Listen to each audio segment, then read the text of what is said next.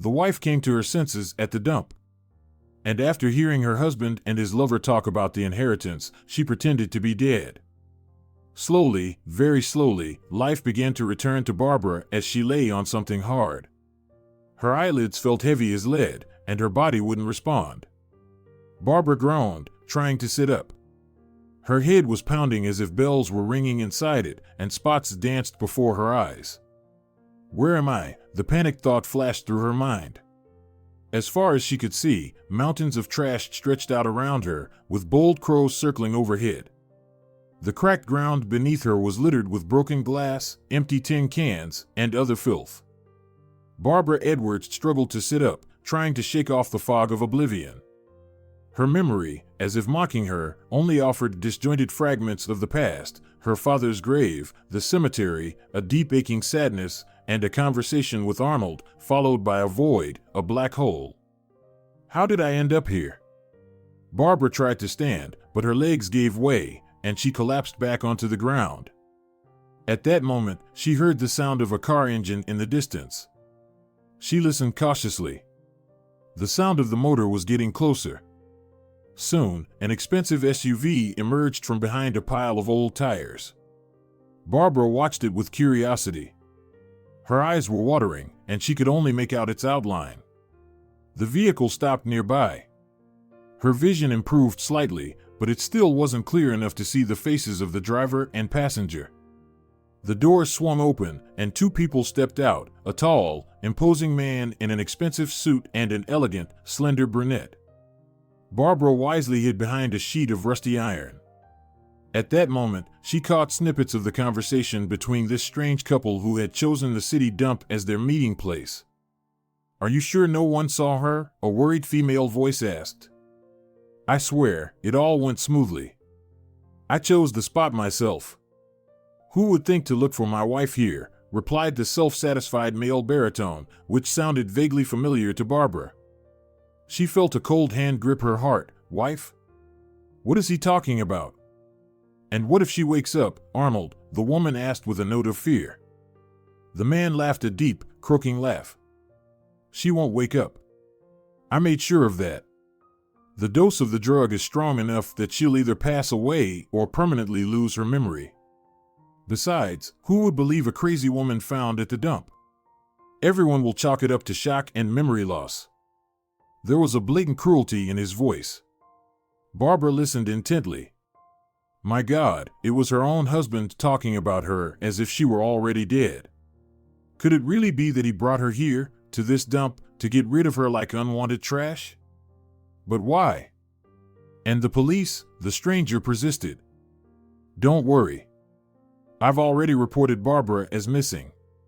I said she hadn't been herself lately since her father's death. I even claimed she threatened to take her own life. When they find her body in a few days, there won't be any doubt," her husband reassured her. "You seem to have thought of everything." "You're so clever," the woman purred. Barbara swallowed the lump in her throat with difficulty. Now everything was falling into place. Her husband was a criminal. But who was this woman he was discussing his wife's demise with? And what should she do now? And the inheritance? "Are you sure it will all go to you?" The woman's voice was sweet, almost syrupy. "Of course, how could it be otherwise? Upon her death, all the property goes to me," her husband replied smugly. "Oh, you're just a darling," the woman cooed, and Barbara heard the sound of a kiss. She cautiously peeked out from behind the pile of garbage. Finally, her vision and memory didn't fail her, revealing the full picture of what was happening. A few meters away stood two people, her husband, Arnold, and his lover. Unable to believe her eyes, Barbara watched as her husband passionately kissed the other woman. Her heart shattered into 1,000 pieces. The person she was closest to had betrayed her. "And when are we going to the Canary Islands?" "I've already picked out a wonderful mansion there," Arnold's companion asked in a spoiled tone. "As soon as I get the inheritance, Bessie, we'll live there in luxury," Arnold promised, pulling her close. Barbara listened to their conversation, feeling anger replace the pain and resentment. Not so fast, she thought furiously. They won't get away with this. They'll pay for everything. But how could she expose them? She had no evidence. As Barbara wrestled with this thought, the couple, arms wrapped around each other, headed to the car. Struggling to keep her balance, she watched for a few minutes as the vehicle drove away, taking with it her dreams of a happy life. Her heart was hollow. The tears had long dried, leaving only the sharp bitterness of betrayal. So this is what the taste of happiness feels like? Barbara whispered, feeling the ground slipping from beneath her feet. At that moment, the world around her began to spin in a wild vortex. Her body went limp, and she once again fell into a troubled oblivion. The last thing Barbara remembered before fainting was the acrid smell of garbage and the cawing of crows overhead. Consciousness returned slowly, as if emerging from a fog. First, Barbara felt warmth surrounding her like a cozy blanket. Then she became aware of a strange smell, a mixture of smoke, mustiness, and something faintly pleasant that reminded her of freshly baked bread. She tried to open her eyes, but her eyelids felt as heavy as lead. Easy, easy, dear, don't rush. Everything's fine, you're safe, a soft female voice whispered close to her ear. Barbara managed to open her eyes slightly. A face lined with wrinkles hovered over her. The elderly woman's eyes, the color of the sky, looked at her with warmth and kindness. Where am I? Barbara whispered, once again forgetting what had happened just minutes, or perhaps hours, ago. It was hard to tell. You're with us, dear. My name's Rhonda Weber, and this old grump here is Melvin Curry. We met a year ago, and we've been living together ever since. We're homeless, the elderly woman said with a smile.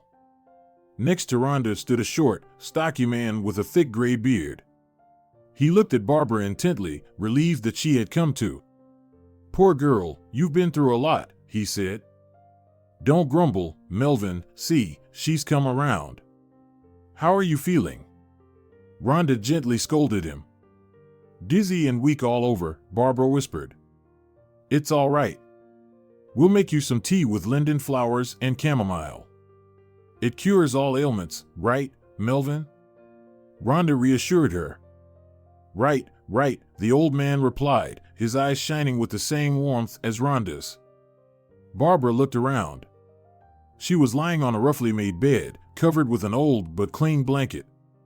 The walls of the shack, made from wooden planks and pieces of corrugated metal, were decorated with magazine cutouts and bright fabric scraps.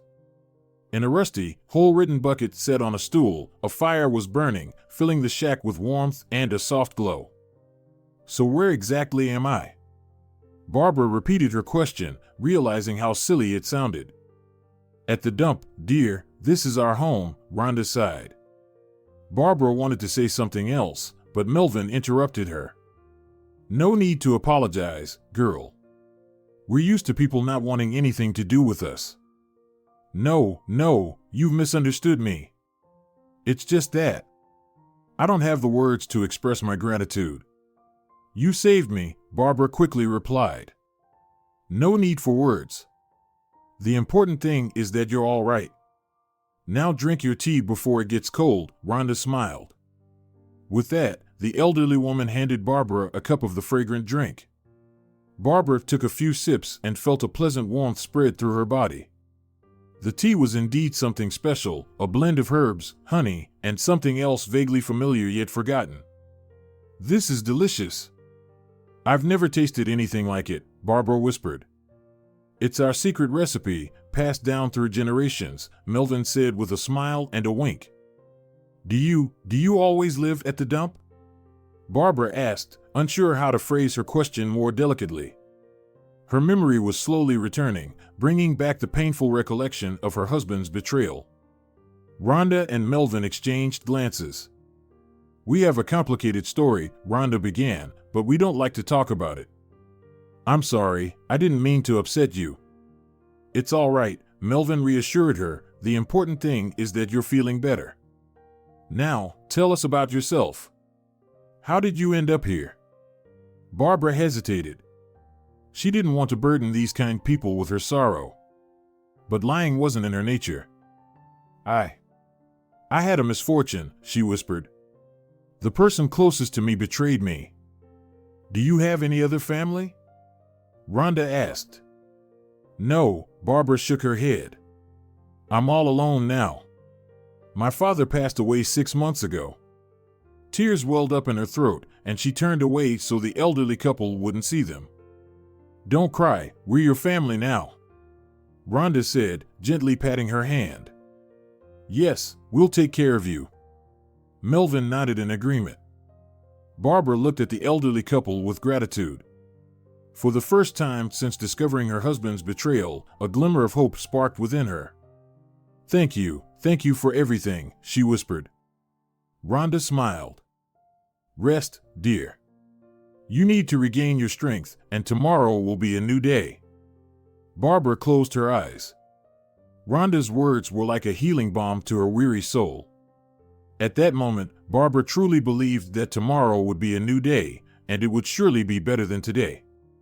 As she drifted into a troubled and sticky sleep, without intending to, was transported back to the past, guided by the enchantments of Morpheus, the god of dreams. She tossed and turned on her improvised bed, struggling against the sticky web of sleep. Through the haze, she saw the image of a schoolyard bathed in September sunlight. There she was, a skinny little girl with 2 tight braids, hurrying to class, skillfully weaving through her classmates.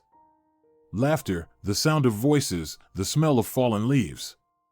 Barbara, wait, look at this beauty I found, shouted Jason, her deskmate, as he ran after her with an armful of bright autumn maple leaves. They're so beautiful. Barbara smiled at him, accepting the unexpected gift. At that moment, life seemed endless, cloudless, and full of rainbow colors. Her mother would greet her after school with a delicious lunch, and her father, a successful businessman, would spoil her with beautiful dresses and toys. But her happy childhood ended suddenly, like a delicate string snapping under pressure. Her mother's severe illness entered their lives like an uninvited guest, leaving behind emptiness and the pain of loss.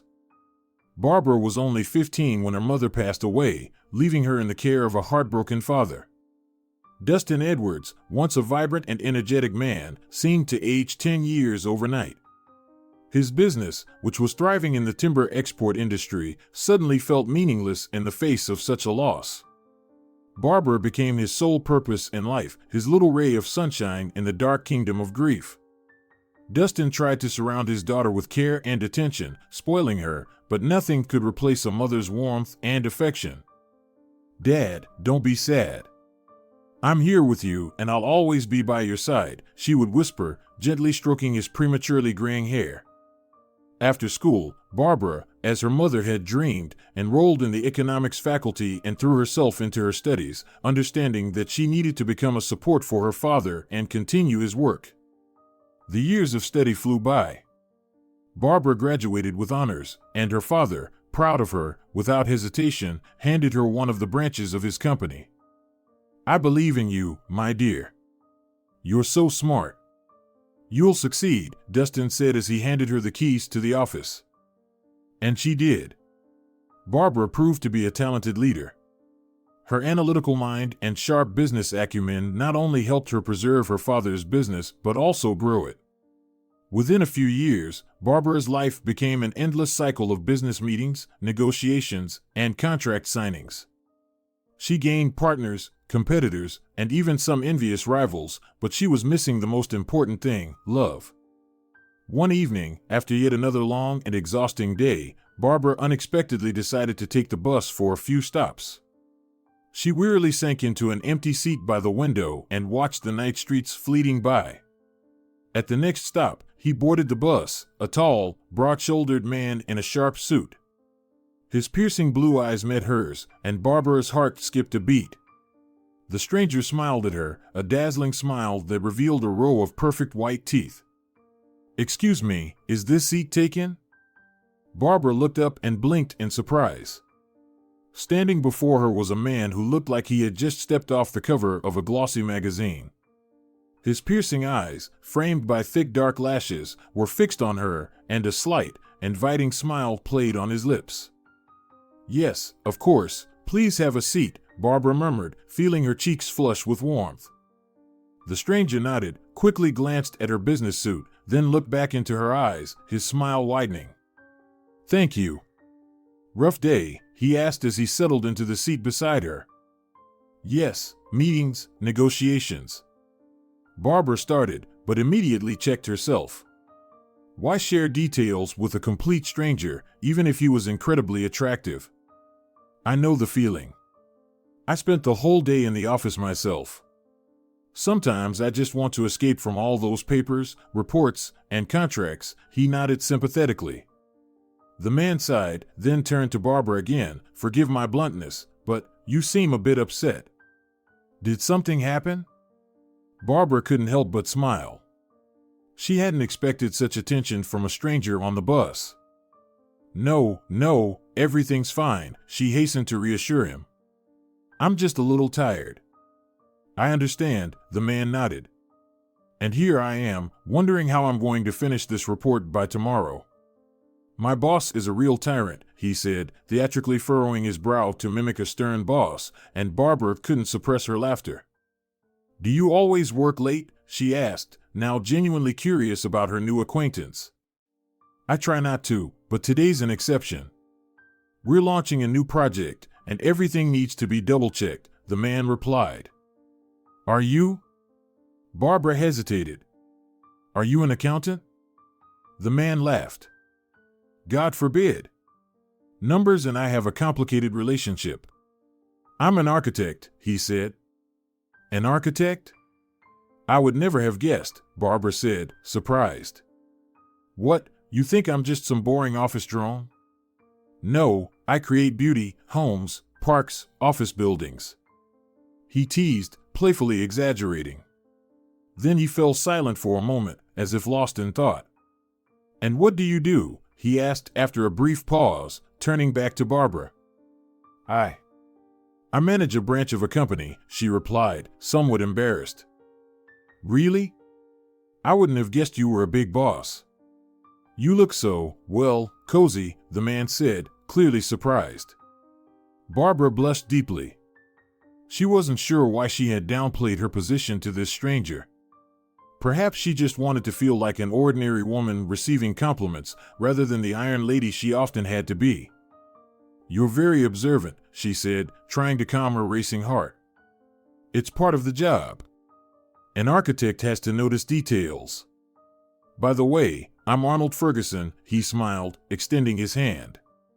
Barbara hesitantly touched his hand, surprised by its warmth and strength. "Barbara," she whispered shyly. The bus came to a sudden stop, causing Barbara to lose her balance and fall directly onto Arnold, pinning him against the seat. Her lips ended up dangerously close to his face, and her nose brushed against his cheek. Arnold smelled of expensive cologne and something comfortingly familiar, as if Barbara had known him all her life. "Sorry," she stammered, trying to right herself. "No worries. With you, I'd brave anything, even a bus accident." Arnold laughed, helping her back to her seat. At that moment, their eyes met again. Arnold's eyes sparkled with mischief, and his lips curled into a broad smile. Barbara found herself smiling back involuntarily. "I'm really sorry," she muttered. "I'm just so clumsy today." "But unpredictable, that's much more interesting," Arnold winked at her. Her new acquaintance escorted her to the bus door, and just before stepping off at the stop, he called out, "Barbara, maybe you could give me your phone number? I'm afraid I might never meet someone like you again." Laughing, Barbara recited her number. Her heart was singing. Little did she know that this evening and that chance encounter on the bus would change her life forever. Their romance blossomed quickly. Arnold turned out to be the man she had been waiting for her entire life, attentive, caring, with a great sense of humor. Barbara thrived like a delicate flower under the warm rays of spring sunlight. She was absolutely happy, and it seemed like nothing could disrupt their idyllic life. And finally, the wedding day arrived. Barbara meticulously checked her reflection in the mirror. The white dress with its lace bodice fit her figure perfectly, and the long veil adorned with pearls flowed to the floor like a cloud. At 27, Barbara looked stunning. A grand staircase, adorned with white roses and ribbons, led to the luxurious reception hall. Guests in evening attire smiled as they watched Barbara, arm in arm with her father, descend the stairs. Arnold, standing at the foot of the staircase, couldn't take his admiring eyes off her. Today, his Barbara was especially beautiful. Her eyes shone with happiness, and a gentle smile played on her lips. Dustin, slightly awkward in his unfamiliar role, solemnly handed his daughter over to the groom. "Take good care of her, Arnold. Barbara is a true treasure," he rumbled, trying to hide his inner nerves. "I promise, Dustin," Arnold nodded in agreement, gently squeezing Barbara's hand. And then, they were standing before the altar, the registrar's voice both solemn and surreal. Barbara could barely hold back tears of joy as she looked into her beloved's eyes. "Do you, Barbara, take this man to be your husband?" "I do," Barbara exclaimed, not waiting for the question to finish. The hall erupted in joyous laughter and applause. Arnold, unable to hide his smile, looked at his soon-to-be wife with tenderness. "And do you, Arnold, take this woman to be your wife?" "Of course, I do," he interrupted the officiant, causing another wave of laughter among the guests. The exchange of rings, the first kiss as husband and wife. Arnold twirled Barbara in a waltz, and she felt like the happiest woman in the world. "This is just incredible. I never dreamed that my life could be such a fairy tale," Barbara whispered, pressing close to her husband's chest. "And this is just the beginning. We have a whole life ahead of us, love, happiness, all of it will be ours," Arnold whispered back. After the couple's first dance, the congratulations began. Friends and colleagues presented gifts and wished them love and many years of happiness. "Barbara, my dear, I'm so happy for you. Arnold, you've become like a son to me. Take care of each other," Dustin said as he embraced his daughter and son-in-law, slightly emotional. "Thank you, Dad," Barbara said softly, kissing him on the cheek. Once all the guests had congratulated the newlyweds, Dustin asked for a moment of attention. "My dear ones, let me say a few more words. Today, I want not only to congratulate Barbara and Arnold on this wonderful day, but also to pass on a family heirloom to its new guardian. Arnold, son, come here," he called to his son-in-law, who approached him curiously. Dustin pulled out a long velvet case from behind his back. "Arnold, this is the saber of my great-great-grandfather," he said, opening the case. "It has been passed down in our family from father to son for generations. But as you know, I only have a daughter. And I've decided that today is the perfect time to pass this heirloom on to you. Keep it safe, protect your family. Be a worthy continuation of our traditions." Arnold carefully took the saber in his hands. The blade gleamed in the light of the chandeliers, as if it reflected the entire history of Dustin's lineage. "Thank you. I promise I'll cherish it and pass it on to my children," Arnold said, deeply moved by such a meaningful gift. "Or even better, to your grandchildren or great-grandchildren," Barbara teased, smiling playfully. The guests applauded the touching scene with admiration. Dustin, pleased with the effect, raised his glass. "And now, my friends, let's have a toast to the newlyweds. Cheers!" Throughout the evening, Barbara and Arnold stayed close to each other, dancing, accepting congratulations, laughing, and joking with the guests. But their eyes held not only the joy of the day but also the certainty that their life together would be just as bright and joyful as today's celebration. A year passed. A year filled with the sense of morning coffee, tender touches, and laughter that seemed to have forever settled into their cozy home. Barbara and Arnold were creating their family nest, making plans for the future, and nurturing the dream of soon expanding their family. Even though Dustin lived separately, he remained a frequent and welcome guest. He beamed with fatherly pride for his Barbara, delighted in her happiness, and enjoyed spending time with his son-in-law. The future seemed as clear and bright as a summer sky. But life, like a capricious artist, painted a harsh, careless stroke onto the canvas of their fate. A treacherous, hidden illness had cast a dark, stormy cloud over Barbara and Arnold. First came the anxious phone calls, her father's confused voice assuring her that everything was fine, then the hospital, doctors, whispers that chilled the soul. and the terrible day when the hope that clung to fragile stems was finally extinguished. The funeral took place on a rather warm, yet overcast day. The sky, sharing in the universal grief, was draped in a gray shroud, occasionally releasing a light drizzle. The cemetery, located on the city's outskirts, surrounded by ancient linden trees, looked especially mournful. Barbara, unable to stop crying, clung to Arnold like a lost bird. Her face, pale and tear-streaked, appeared even smaller beneath the black veil.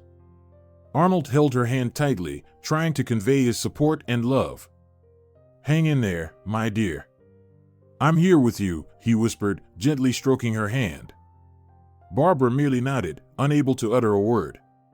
Her heart was stormed by pain, despair, and a sense of injustice. How could this have happened? Why had her strong, vibrant father been taken away so early? Dustin's grave was surrounded by flowers.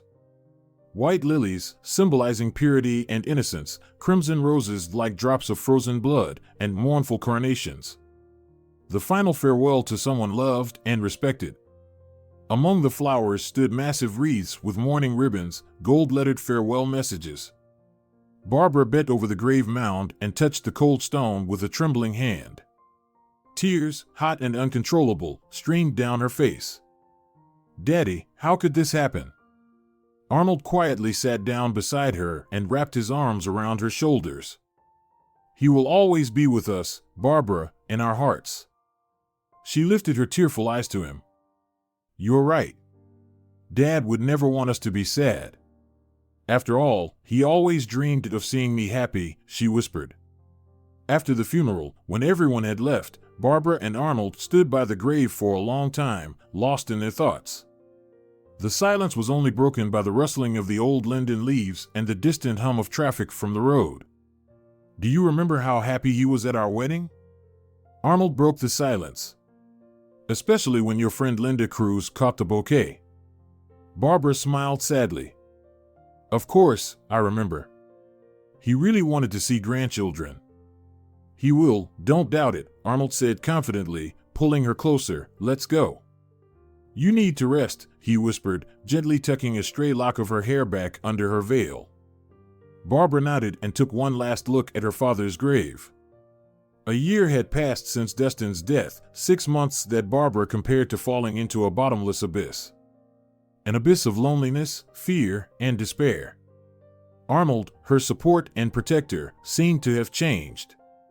At first, Barbara attributed his behavioral changes to grief and the weight of the loss. But with each passing week, each day, the stranger in his guise scared her more and more. The tenderness in his voice, the caring touches, the long heart-to-heart conversations had vanished. Instead, there was coldness, irritability, and frequent absences from home. In the evenings, when Arnold came home, or rather returned in the early morning, he would drop money on the table, carelessly as if it were a tip, and without a word, lock himself in his study.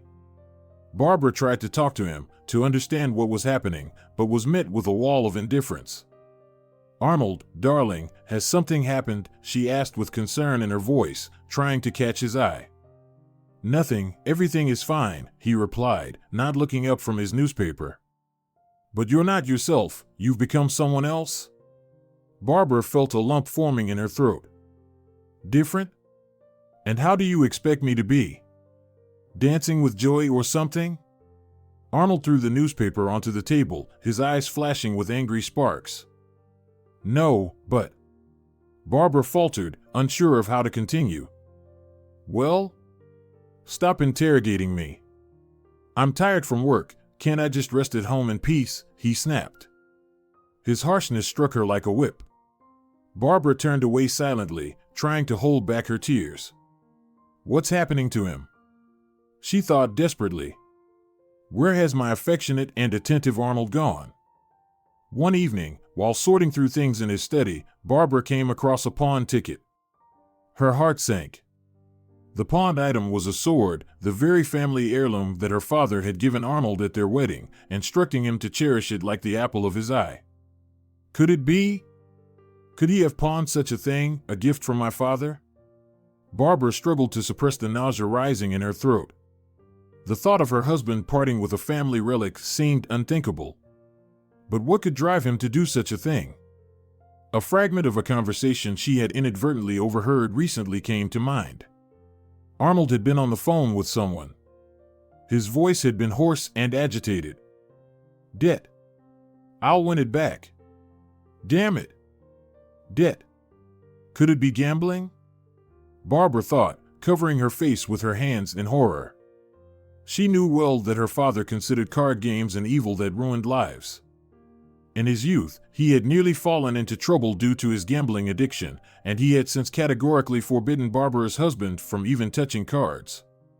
The thought was so terrifying that Barbara tried to push it away, but the seed of doubt had already taken root in her soul. That evening, waiting for her husband to return, she decided to confront him. "Arnold, we need to talk," she began, trying to keep her voice as calm as possible.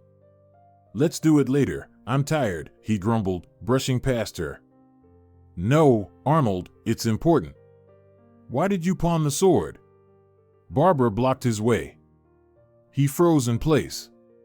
His face twisted into a grimace of anger. "How do you know?" "Why does it matter to you?" he began, but then fell silent. "Why does it matter?" "It's a family heirloom, a gift from my father," Barbara said, unable to believe her ears. "What's it to you?" "I needed the money, so I pawned it," Arnold replied, curling his lips in disdain. "For what?" "For gambling, right? You're playing cards?" Barbara fixed him with a piercing gaze, feeling a fire ignite in her chest. "It's none of your business." "I said, stay out of things that don't concern you," he snapped. He tried to move past her, but Barbara held onto his arm. "Arnold, please, tell me what's going on. Why have you become so distant? Leave me alone. Don't you have anything better to do? You'd be better off thinking about having kids instead of meddling in my affairs." Arnold shoved her roughly. "Kids? Do you even want children? Have you ever thought about our dream of having a big family these past 6 months?" she said bitterly. "Dreams are just that, dreams. Life isn't a fairy tale, understand?" "I understand." "Oh, I understand all too well," Barbara said quietly, feeling tears stream down her face. Days, like gray birds, flew by without bringing solace. Arnold grew increasingly distant, spending fewer nights at home. Barbara felt she was losing him irretrievably. One day, while sorting through her husband's papers, she found a plane ticket. For 2 people. A flight to Paris. And the date, tomorrow. Her heart clenched in an icy grip. So that's it, she thought, he's flying away. It was clear that he wasn't going alone, but with someone else. Barbara had no doubt that Arnold was traveling with another woman. Lately, she had noticed the scent of unfamiliar perfume on his clothes, a sharp fragrance with hints of jasmine that she, Barbara, had never worn, and she often caught his detached and guilty glances. Barbara knew she had to do something, take action, stop him, but what exactly? Pleas, begging, tears, all were futile. Arnold had become an impenetrable wall, cold and indifferent. She sat at the table, clutching the unfortunate ticket as if it were the last shard of her shattered happiness. Then a wild, desperate thought flickered through her mind. What if she flew with him? Barbara knew it was madness, that she had no right to impose herself on someone who no longer loved her. But something inside, an inexplicable force, was pushing her forward. In the morning, she packed a suitcase. Just the usual things needed for a trip, and nothing betrayed her anxiety. Arnold was sullen and monosyllabic. It seemed he was completely absorbed in his own thoughts, oblivious to her state. At breakfast, Barbara quietly said, "I'm coming with you. I know everything. I found the ticket." Arnold turned around sharply. His eyes showed a flash of surprise that quickly turned into irritation. "What nonsense is this? Have you lost your mind?" "No. I've made up my mind. We're flying together," Barbara said, shaking her head, mentally chiding herself for acting like a helpless pushover. "Stop this nonsense. It's not up for discussion, Arnold snapped. Oh, it's very much up for discussion. You're my husband, and I have a right to know what's going on. Who is she? Barbara's voice had a steely edge. For the first time, her husband did not look away and regarded her with a cold curiosity, as if he were seeing not his beloved wife, but a random acquaintance. You don't understand anything. It's much more complicated than you think, he said slowly. Well, try to explain. Maybe I'll understand? Barbara said quietly, steadying his face. Arnold's gaze softened. He reached for her hand, but she involuntarily pulled away. Annoyance flashed in his eyes, but he quickly composed himself. Barbara, you're a smart woman. Understand that what you saw is just a misunderstanding, he began more peacefully. Really? And what about the ticket with someone else's name on it? What about your evasive answers? I'm not a naive girl, Arnold. Don't try to fool me, Barbara said bitterly. Arnold wearily rubbed his face. Okay, you're right. It's not as simple as it seems. But believe me, what I'm doing for us, for our future. For us? You're saying that this trip, this woman, all of this is somehow connected to our future. Laugh all you want, Arnold, but I'm not laughing at all. Barbara jumped up from the chair. She turned away, struggling to control the hurt that was rising in her throat. All this time, she had lived for their family, for Arnold, sacrificing her own ambitions and creative drives, believing that their love could overcome any challenge and that their marriage was forever. And now her entire world was crumbling before her eyes. Arnold approached her and put his arms around her shoulders. Barbara tried to pull away, but he hugged her even tighter. Listen, Barbara, I know you're hurting right now, but trust me, things will become clear soon. You'll know the whole truth, and then you'll understand everything. For now, just trust me, okay, he said in a soothing voice. The voice sounded so calming, so lulling, that Barbara involuntarily relaxed. Maybe he's telling the truth? Perhaps I really misunderstood everything, a frantic thought flashed through her mind. Okay, Arnold, I'll trust you. Just try to sort everything out as soon as possible. I can't bear living in such uncertainty, Barbara said quietly. Of course, I promise. Things will change very soon. Now, you need to rest a little. You're exhausted. Lie down, and I'll take care of your suitcase, Arnold said gently, giving her a tender kiss on the cheek. A little later, he helped his wife to the couch, covered her with a blanket, and quietly left the room. Barbara closed her eyes, trying to calm down. Everything will be all right, she repeated to herself, everything will be all right. But the anxiety wouldn't let go. Somewhere deep inside, the worm of doubt wriggled. Something wasn't right. Barbara felt it clearly, but what exactly? Arnold returned to the room with a cup of fragrant herbal tea. He handed the drink to Barbara, smiling his kind and slightly guilty smile. Drink this, it will help you relax. Barbara gratefully took the cup. The tea was indeed delicious, wonderful. With a slight bitterness, it warmed her from the inside. A few sips, and the tension began to ease, her eyelids growing heavy. She placed the cup on the side table and settled comfortably on the cushions. Thank you, Arnold, she whispered. I'm already feeling much better. I'm glad. Rest and regain your strength. You really need it right now, he said, moving to sit on the edge of the couch and gently stroking her head, continuing to speak in a soft, soothing voice. Barbara smiled in response. Her eyelids were heavy, and a pleasant drowsiness filled her body. Just as she was about to fall asleep, she was jolted awake, as if by an electric shock. Something was wrong. A prick, faint and in her shoulder muscle. Barbara looked up at her husband with alarm and saw an empty syringe in his hands. Good night, Barbara. I hope you'll be seeing your father soon. Barbara awoke with a scream. Her heart raced wildly, and sweat formed on her brow. It was a nightmare. The echoes of recent distress still held her firmly in their grip. She sat up in bed, gasping for air like a fish thrown onto the shore.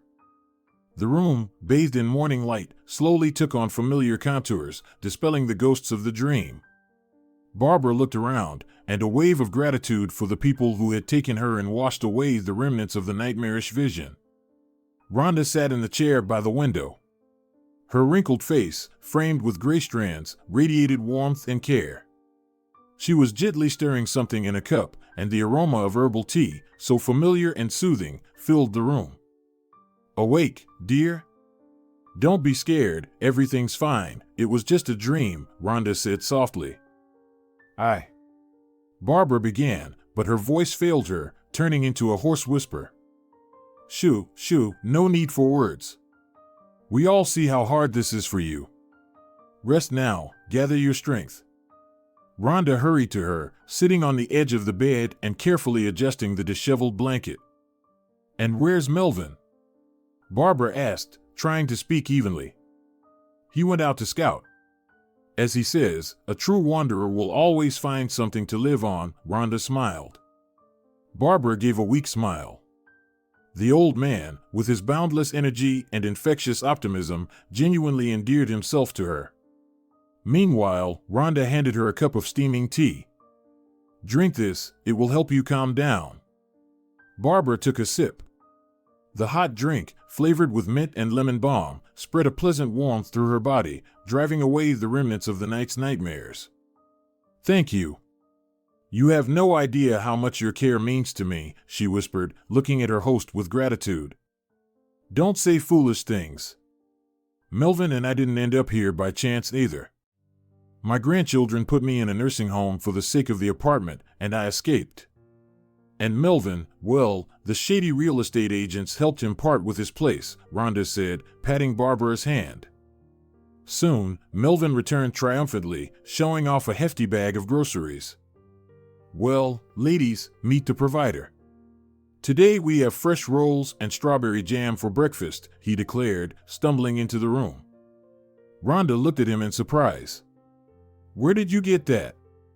"You won't believe it. I ran into a kind woman at the store, and she shared some with me. She said she had a celebration today. Her granddaughter was born, so she decided to cheer me up," Melvin winked. During breakfast, the conversation flowed easily and naturally. Barbara, struggling to hold back tears, shared her story and her grief. The elderly couple listened with sympathy. "And how did you two meet?"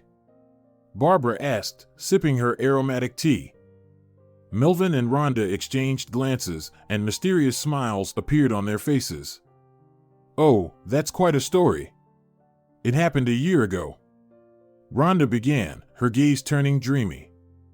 It was raining, turning the city dump into a miserable, foul-smelling swamp.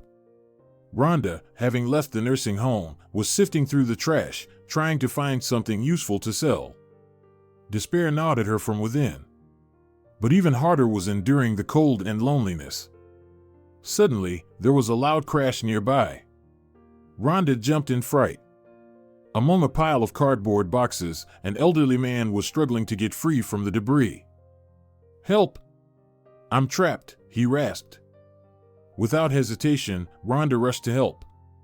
It took considerable effort to move the heavy box that had pinned the unfortunate fellow. "That was close. Thank you, kind woman. Otherwise, I'd have stayed here until the end of time. By the way, I'm Melvin," the vagabond said, finally managing to stand up and dust himself off. "Rhonda," the woman replied, examining the stranger. Melvin was lean and wiry, with a shrewd squint in his blue eyes and gray mustache sticking out in different directions. He wore a worn jacket with torn pockets and old rubber boots. Despite his ridiculous appearance, there was an inexplicable sense of strength and kindness about him. "Hey, Rhonda, do you happen to have anything to eat?" "I haven't had a crumb in my mouth all day," Melvin asked, scratching the back of his head. She hesitated. All she had was a stale loaf of bread, but she couldn't bring herself to refuse the poor man she had just rescued. "Yes, there's a little," Rhonda mumbled, pulling out the food from her bag. Soon, they divided the meager rations in half, sitting on overturned beer crates in the middle of the dump. The rain kept pouring, but they were no longer noticing the cold or dampness. "You know, Rhonda, I was thinking, let's stick together," Melvin suggested suddenly, finishing his piece. Rhonda looked at him in surprise. The suggestion was unexpected, but on the other hand, why not? Loneliness at the dump was a poor companion. "Okay," she nodded. And so began their life together. They searched for food, shared shelter, and the last piece of bread. Despite his old age, Melvin proved to be an invaluable helper and protector for Rhonda. He could repair shoes, make simple tools from scrap materials, and even played the accordion he found at the same dump. He also knew first aid, having been an emergency medical technician in his past life. And that's how we live. It's not rich, of course, but at least we're together, Melvin concluded his story.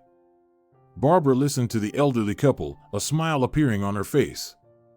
They were so different, but fate had united them on the city dump, and what connected them was something very important, true, genuine friendship that helped them survive in this harsh world. "And you, Barbara, eat up, don't be shy. You need your strength to get back on your feet soon," Melvin reminded her again, with fatherly concern, and pushed a plate of golden rolls toward Barbara. She smiled gratefully. The caring old man with kind eyes and an unshakable character warmed her heart. Despite his own hardships, Melvin was always full of optimism and ready to help. "You know, Barbara, I just remembered someone I know. His name is Douglas Tyler. Young, but he's a doctor from heaven," Melvin began, sipping his fragrant tea. Rhonda, who had been silently observing the conversation up to this point, looked at Melvin with suspicion. "Not again with your stories. I remember the last guy you knew, who promised to fix the roof, turned out to be a con artist." "Oh, don't start. Douglas is a different story. He's a serious guy working at a clinic. Though I can't say exactly which one, memory, you know, but that's not important. What matters is that he's kind-hearted and responsive. I told him about you, Barbara, yesterday. He agreed to come by today to check on you," Melvin said, with a faint hurt tone in his voice. Barbara looked questioningly at Rhonda. After a pause, Rhonda replied, "Melvin is certainly a big talker, but it might be worth agreeing to. After all, it can't hurt. And who knows, maybe this Douglas can really help." Barbara nodded. The thought that someone might care for her in her current condition gave her a tentative hope. At the same time, she was in no hurry to contact the police, planning to let Arnold feel like he was in control and make a misstep. That evening, as twilight enveloped the dump, a young man in a formal suit appeared at the door of Rhonda and Melvin's shelter. "Hello, you must be Barbara. My name is Douglas. Melvin has told me a bit about you. We've known each other for a long time, ever since he worked as an EMT. Melvin once saved me when I was just a kid. I had capsized in a boat on the river. I managed to gulp down some water, but he arrived at the scene and managed to revive me," Douglas said with a smile, his voice warm and soothing. Come in, have a seat." "I'll pour you some tea," Rhonda said, bustling about. As she fussed with the teapot, Douglas examined Barbara. He was concise and to the point with his questions. Barbara felt calm and relaxed, as if she were speaking with an old friend. "Well, Barbara, your condition is, to be honest, not the best. But it's not critical. What you need is rest, proper nutrition, and of course, appropriate treatment," Douglas concluded after his examination. "But I don't have any money or documents with me right now," Barbara began, looking distressed. "Don't worry about that.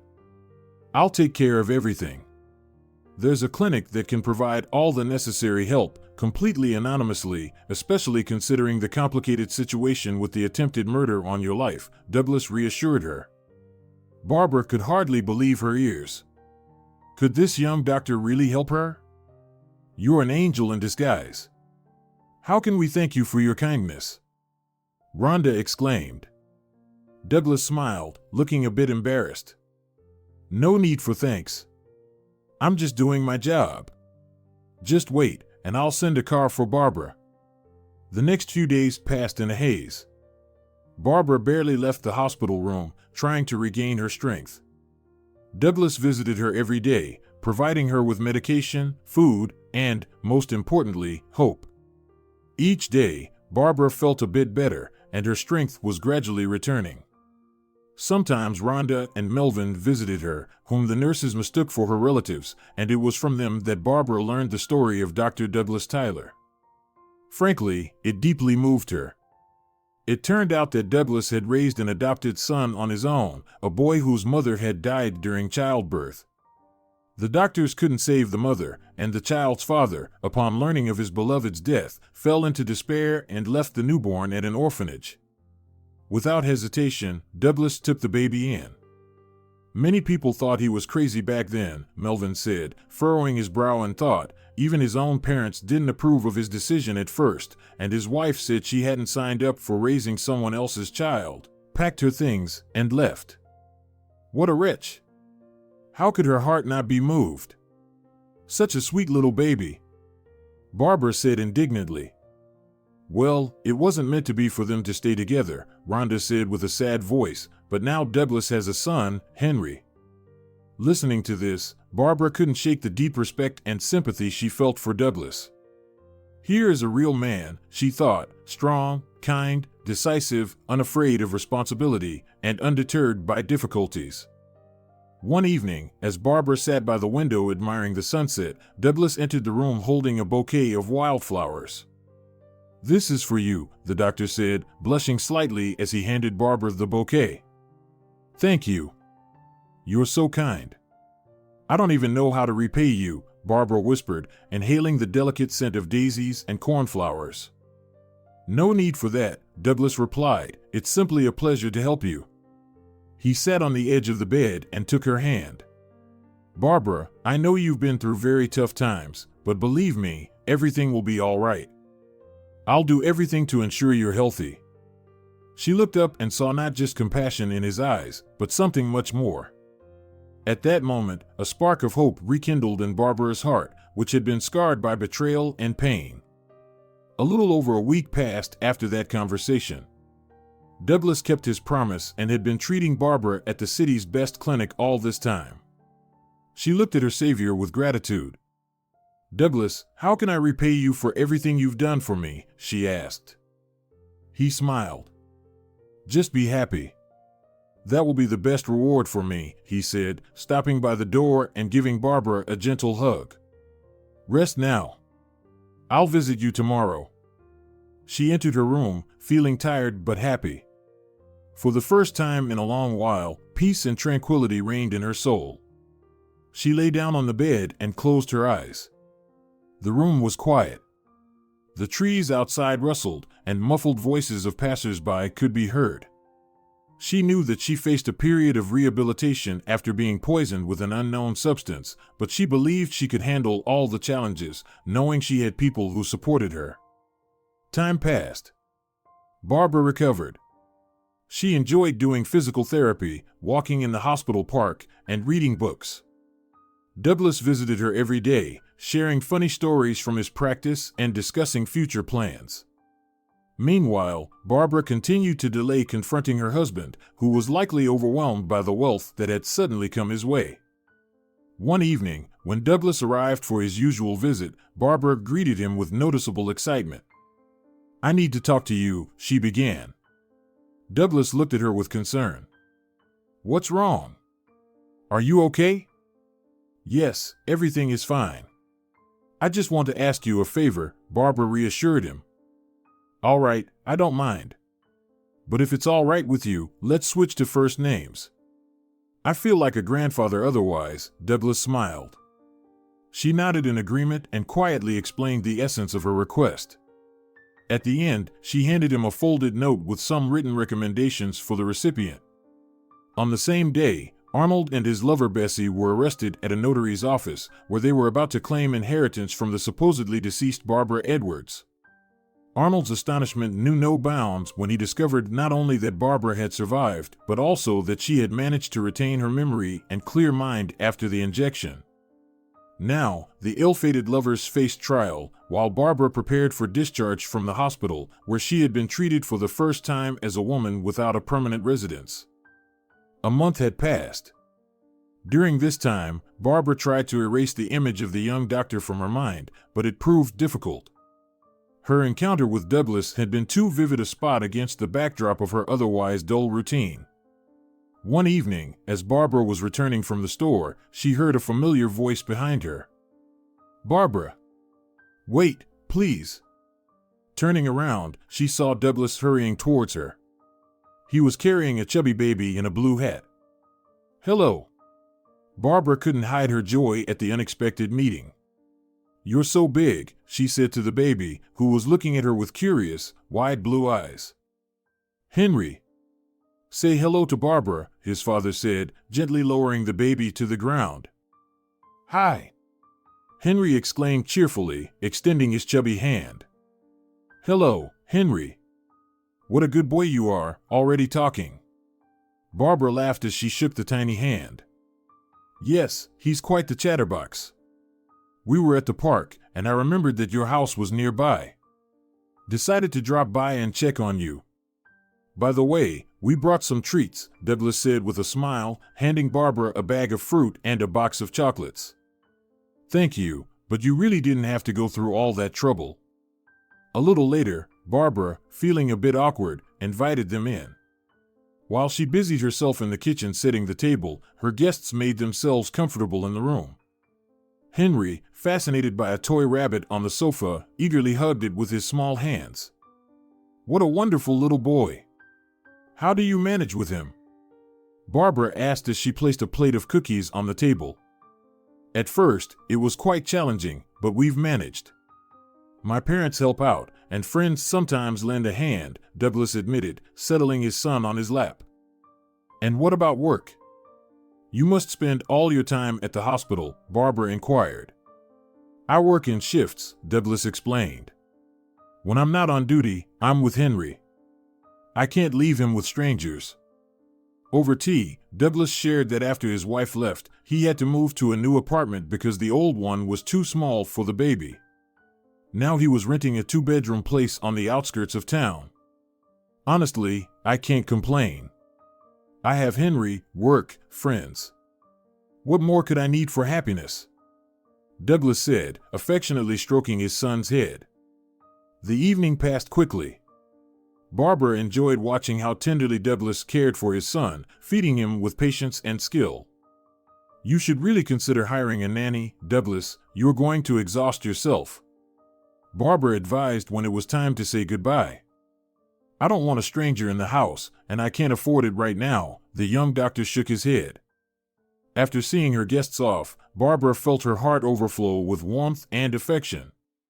"He's such a great guy, a real man, and a wonderful father," she thought. From that day on, Douglas and Henry became frequent visitors at her home. The young doctor, tired from loneliness and everyday problems, gladly accepted her help and support. Barbara, in turn, took pleasure in preparing delicious meals for them and helping with Henry's bath and bedtime. One evening, as Douglas was rocking his tired son to sleep, Barbara could no longer hold back and spoke up. "Douglas, have you thought about a nursery for Henry?" He looked at her in surprise. "A nursery? It's a bit early. He's just a little one. They won't accept him anywhere. I've checked. There are huge waiting lists," he said. "They will accept him. I'm sure there are open spots at the nursery next to my place," Barbara countered confidently. "Next to your place?" Douglas raised an eyebrow in question. "But we—" "Yes, I know where you live." Barbara finished for him. "But I've already arranged it." "Arranged? With whom?" Douglas was completely puzzled. "With the director. We're on good terms, we were school friends. She promised to set up a part-time group especially for Henry. So, start gathering the documents tomorrow," she smiled. "Barbara, how can I thank you? You have no idea how much you've helped me," Douglas whispered, stepping close and gently taking her hands in his. "Oh, no need for thanks. I just want to help you and Henry, Barbara whispered back, feeling a shy blush rise to her cheeks. Douglas's gaze turned serious. He looked at her intensely, and in his eyes, she read not only gratitude but something else, something very important and moving. Barbara, will you marry me? He suddenly asked. She froze, stunned by the unexpected turn. What? Barbara could barely utter. Will you marry me? I know this is sudden, but I've realized for a long time that I love you. You've become the most important person to me. I can't live without you and without Henry, Douglas repeated, drawing Barbara closer. At that moment, she felt the warmth of his strong arms and the tender touches of his lips on her hair. I agree. I love you too, Barbara whispered, pressing herself against his chest. Just then, the door to the room quietly creaked open, and sleepy Henry appeared in the doorway, rubbing his little eyes. Papa, Mama, he murmured, a happy smile on his face. What are you doing here without me? Douglas picked up his son and hugged him tightly along with Barbara. If you enjoyed the story, please support it with a like and a comment. All the best to you.